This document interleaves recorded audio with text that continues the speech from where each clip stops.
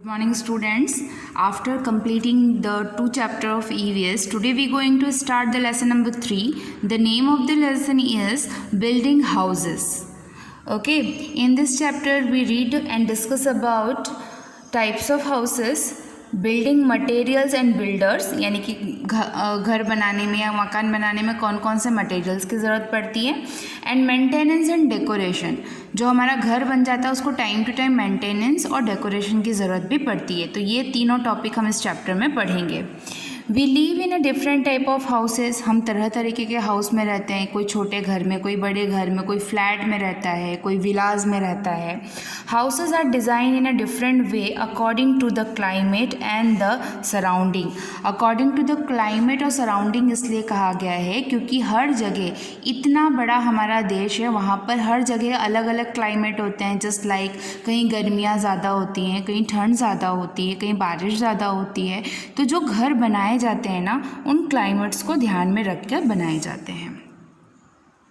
So our first topic is type of houses, तरह तरह के घर। I have a travel to many place in India. यहाँ एक बच्ची है, वो अपना इंट्रो दे रही है कि मैं बहुत जगह घूमी हूँ इंडिया में। I have seen many types of houses being built. मैंने बहुत तरीके के घर बनते हुए देखे हैं। My parents told me that people live in a different type of houses.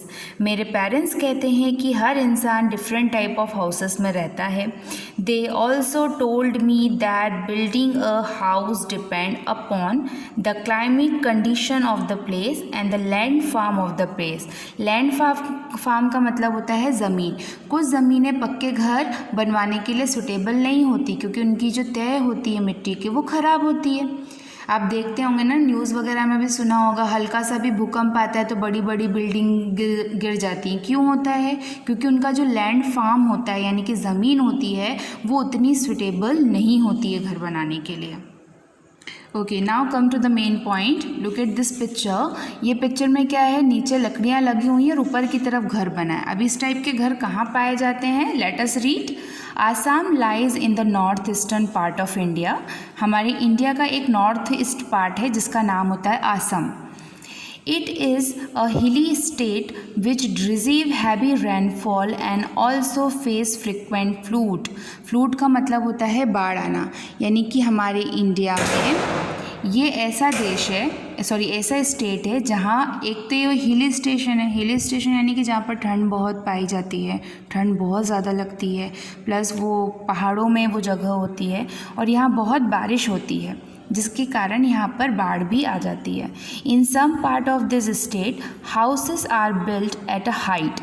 यहाँ पर कई जगह पर जहाँ बारिश आने की वजह से घर डूब जाते हैं, उस एरिया में यहाँ घर हाइट यानी ऊंचाई पर बनाए जाते हैं। On a strong bamboo, bamboo मतलब बाँस, bamboo pole called stilts to avoid water from entering the houses. Bamboo के जो ये पेड़ होते हैं, इनके हेल्प से इन्हें उठाया जाता है और ऊपर की तरफ यानी कि रूफ टॉप पे घर बनाते हैं। Such houses are called the stilt houses. इन्हें कहा जाता है stilt houses. They have sloping roof to let water slide down easily. और ये घर इस तरीके से बनाए जाते हैं, देख सकते हैं ना आप, इसका आकार ऐसा है कि अगर पानी गिरेगा भी तो वो नीचे की तरफ ही गिरना है, यानी कि छत जैसा नहीं है कि पानी स्टोर होके रखे, सारा पानी नीचे की तरफ स्लाइड हो जाता है। तो ये इस घर की स्पेशलिटी होती है, इसे हम स्लाइट हाउस कहते हैं, स्लाइट हाउस, और ये असम में पाया जाता है। Look at this house. ये आप देख सकते हैं ना, कच्ची मिट्टी से बना हुआ एक गोल आकार का घर है और उसके ऊपर घास फूस लगाए गए हैं। तो इस टाइप के घर मोस्टली राजस्थान में पाए जाते हैं। Rajasthan is quite the opposite, यानी कि इस घर से ये एरिया बिल्कुल अपोजिट है। असम में जितनी ठंड होती है, जितनी बारिश होती है, राजस्थान में बहुत कम बारिश होती है। It lines in the north western part of India. It is dry and hot desert state and does not receive much rain. ये बहुत ही ड्राई और डेजर्ट एरिया है। ड्राई और डेजर्ट का मतलब होता है रेगिस्तान में बना हुई जगह, यानी कि राजस्थान में बहुत रेत पाई जाती है, जिसका कारण ये बहुत ज़्यादा गर्म जगह जगह होती है और गर्मी की वजह से यहाँ ज़्यादा बारिश भी नहीं होती। So houses in the rural area of Rajasthan. Rural area का मतलब होता है गांव। राजस्थान सिटी की बात नहीं हो रही है यहाँ पर, राजस्थान के जो गांव होते हैं वहाँ पर इस टाइप का जो घर है वो आपको देखने के लिए मिलता है। Rajasthan have a thick wall made of mud to keep them cool. ये कच्ची मिट्टी के घर इसलिए बनाए जाते हैं क्योंकि वहाँ पर गर्मी ज़्यादा होने की वजह से लोग सर्वाइव नहीं कर पाते। The roof of this houses are made of bunches of straw. सूखी घास से ये अपने घर की छत बनाते हैं और गीली मिट्टी और जो पत्थर या ईंट होते हैं उन्हें जोड़कर ये घर बनाए जाते हैं। Now the third house, look at this picture. Himachal Pradesh lies in the northern part of India and experiences a lot of snowfall. Lot of snowfall यानी हिमाचल प्रदेश एक बहुत ही ठंडी जगह है हमारी इंडिया की, जहाँ पर हमेशा बर्फ़ गिरती रहती है। The houses were have wooden flooring. यहाँ पर जो घर बनाए जाते हैं यहाँ पर बहुत कम टाइल्स यूज़ की जाती है। यहाँ पर मोस्टली हिमाचल प्रदेश में मतलब जितने भी घर हैं वहाँ पर टाइल्स की जगह लकड़ियों की फ्लोरिंग, क्योंकि लकड़ियाँ इतनी जल्दी ठंड नहीं होती हैं, फ्लोर्स क्या होते हैं टाइल्स बहुत जल्दी ठंडी हो जाती हैं, तो यहाँ पर लकड़ियों की फ्लोरिंग की जो घर होते हैं वो बनाए जाते हैं। The roof of the houses are sloped to allow snow to slide down. Slide down का मतलब होता है नीचे गिरना। अब आप देख सकते हैं इस घर का आकार कैसे है, अगर स्नो गिरी भी तो ये पूरा स्लाइड होके नीचे की तरफ आ जाता है। और ये पूरा घर लकड़ियों से बना होता है क्योंकि लकड़ियाँ क्या होती हैं, नेचुरल होती हैं, तो एक वार्म, एक गर्मी देती हैं वो घर के अंदर, ठीक है। सो एंड नेक्स्ट, ये घर जो आप देख रहे हैं ये कहाँ होते हैं? In the south western part of India like the state of Kerala. Kerala में इस टाइप के घर बनते हैं। It is close to the sea and has a humid climate. वह ये जो केरल है, केरल हमारी इंडिया के नक्शे में सबसे नीचे यानी कि महासागरों के बीच में, तो वहाँ हमेशा एक नमी बनी रहती है, गर्मी बहुत ज़्यादा होती है, उमस हमेशा बनी रहती है। So the traditional houses here are very airy, have many doors and windows of the ventilation. यानी कि यहाँ पर जो घर बनाए जाते हैं ये मोस्टली ऐसे बनाए जाते हैं जो चारों तरफ से खुले हों, बहुत ज़्यादा विंडो हो, दरवाजे इनके घर में हो ताकि चारों तरफ से हवा आती रहे। They have sloping slide roof with the pillar to the support them. और कुछ इस तरीके के आकार के घर केरल में बनाए जाते हैं क्योंकि केरल वाले जो होते हैं, साउथ इंडियंस जो होते हैं, वो अपने कस्टम को बहुत मानते हैं और वहाँ काफ़ी ज़्यादा ऐसा ट्रेडिशनल है कि वो अपनी धार्मिक चीज़ों प्लस अपनी जो धार्मिक प्रवृत्ति है उन्हें बहुत ज़्यादा मानते हैं और वो पुराने रीति रिवाज के हिसाब से ही रहते और वो वहाँ का एटमॉस्फेयर भी वैसे ही क्रिएट करके रखते हैं, ठीक है। तो इस पेज में आपने 4 डिफरेंट टाइप्स ऑफ हाउसेस पढ़े। पहला था हमारा असम, जहाँ पर बारिश काफ़ी ज़्यादा होती है तो यहाँ पर स्टाइट हाउस बनते हैं जो कि ऊपर की तरफ होते हैं। दूसरा था हमारा राजस्थान। राजस्थान में गर्मी ज़्यादा होने की वजह से जो राजस्थान के गांव होते हैं वहाँ पर कच्ची मिट्टी के घर बनाए जाते हैं। तीसरा था हमारा हिमाचल प्रदेश।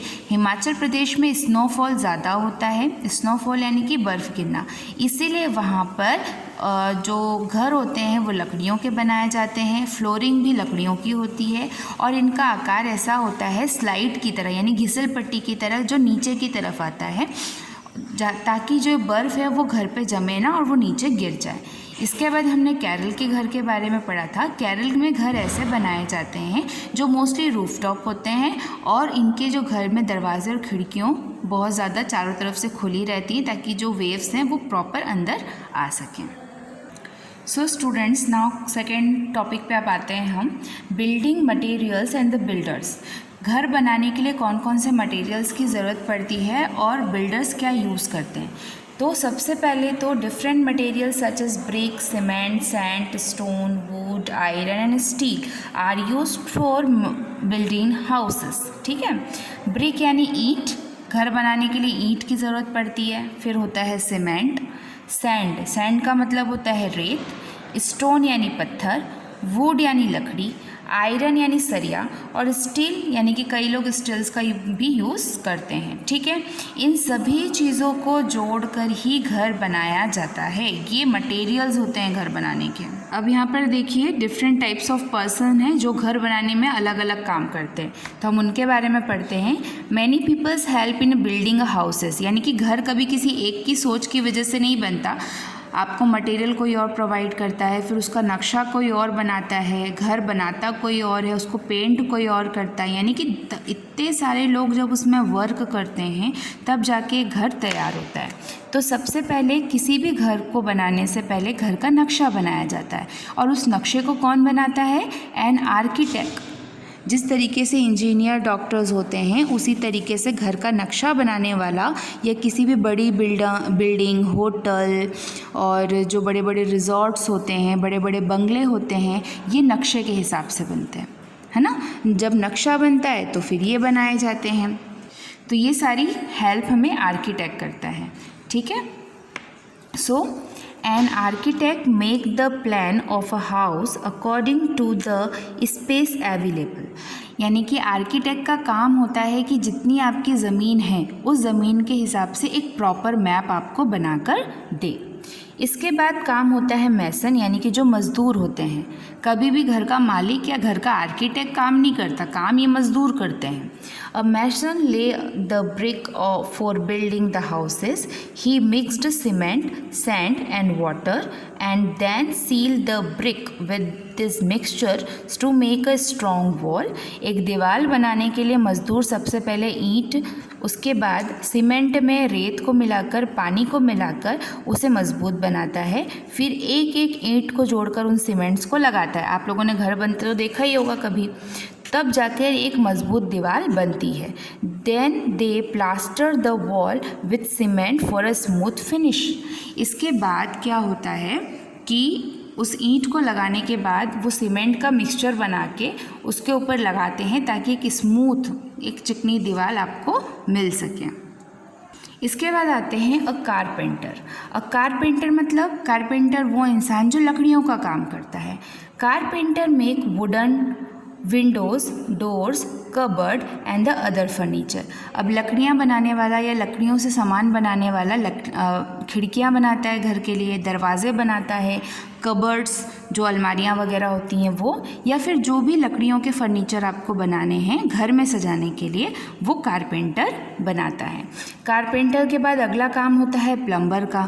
प्लम्बर क्या काम करता है? A plumber fix pipe and taps in the kitchen and the bathroom. Bathroom में जो भी नल लगे होते हैं, आपके किचन में जो नल लगे होते हैं, वो पाइप और जो नल्स होते हैं, टैप्स होते हैं, वो कौन लगाता है? प्लम्बर फिक्स करता है। ठीक है, प्लम्बर के बाद घर में क्या काम होता है? लाइट लगाने का काम होता है, जो एक इलेक्ट्रिशियन करता है। Electrician does the electric wiring, wiring यानी तार, electrical wiring in a house and fix various electrical appliances like water heater, fans, light and air conditioner. एक इलेक्ट्रिशियन आपके घर में आता है, पूरे घर में लाइट के तार जोड़ता है, पंखा लगाता है, कूलर कनेक्ट करता है, फ्रिज कनेक्ट करता है, तब जाके आपका घर प्रॉपर इलेक्ट्रिक अप्लायंसेस को आप यूज़ कर सकते हैं। ठीक है, इसके बाद होता है अ labourer carries brick and sand at the construction site to help in building houses। ठीक है, जिस तरीके से मैसन पूरा घर बनाता है, तो ये जो लेबरर होते हैं यानी कि सहायक होते हैं, ये इन्हें मिट्टी निकाल के देते हैं, ईंट ढो के जाते हैं, ईंट लेकर जाते हैं इनके पास तक, सीमेंट में इनकी हेल्प करते हैं, तब जाके घर पूरी तरीके से बनता है। And the last is a painter. A painter paints the wall and ceiling of the houses. Painter क्या करता है? पहले सबसे पहले जब घर बन जाता है तो उस घर को सीलिंग करा जाता है, यानी कि वाटरप्रूफ पेंट से सील किया जाता है, वाइट पुट्टी लगाई जाती है। इसके बाद इसको पेंट करके इसका जो एक घर होता है वो जाके तैयार होता है। ठीक है, इट मीन्स हम किसी भी घर को तैयार करने के टाइम पे ये सारी चीज़ों का ध्यान रखते हैं। पहला स्टेप था आर्किटेक्ट के बाद वो नक्शा बनाता है, नक्शे के बाद जो मैसन होता है वो घर बनाता है, कारपेंटर लकड़ियों का काम करता है, प्लम्बर घर में पाइप फिक्स करता है, पानी की नल फिक्स करता है, इलेक्ट्रिशियन जितने भी लाइट का काम होता है वो करते हैं घर में, और जो लेबर होता है वो अपने इस मज़दूर की हेल्प करता है, और लास्ट में घर को पेंट करके घर को देखने लायक और सुंदर पेंटर बना देता है. So the last topic is decoration and maintenance. So it is important to keep our house clean and beautiful. Let us read the need of way to this. To avoid diseases spread, the flies and cockroach in houses should be swept and mopped regularly. हमारे घर में हमें साफ़ सफाई रखनी चाहिए जिससे कि कॉकरोचेस वगैरह ना हो. सेकेंड पॉइंट है, a house should have enough sunlight and the ventilations to keep it hygienic and free from germs. The window should have meshes to keep out mosquitoes. यानी कि हमेशा विंडो पर जो होती है वो जालियाँ लगवानी चाहिए ताकि मॉस्किटोज़ ना आए. या हमारा घर ऐसा बनवाना चाहिए कि सनलाइट हमारे घर पर, सनलाइट यानी कि सूरज की रोशनी हमारे घर पर डायरेक्ट पड़े. सूरज की रोशनी पड़ने से जो घर में दीवारों पे, खिड़कियों पे जम्स छोटे छोटे लगे रहते हैं वो ऑलरेडी मर जाते हैं. थर्ड पॉइंट है, if they are cockroach and mice. Mice का मतलब होता है चूहे.